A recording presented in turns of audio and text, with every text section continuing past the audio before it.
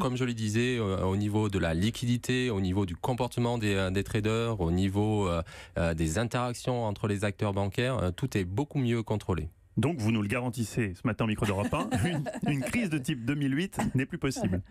Alors, là vous doutez. Je le répète, par définition, un tel type de crise est impossible à prévoir. Ce que je peux dire, c'est que les bases du système financier sont beaucoup plus solides. Je suggérerais que la nature du risque a changé, en fait. C'est-à-dire en fait, on peut observer à l'heure actuelle une certaine euphorie au niveau des marchés. Et ça peut être dangereux aussi. Et ça peut être dangereux parce que ce qu'on observe au niveau global, c'est une accumulation de risques, notamment de risques politiques qui sont liés, je dirais, avant tout à la politique protectionniste développée par les États-Unis. Exactement.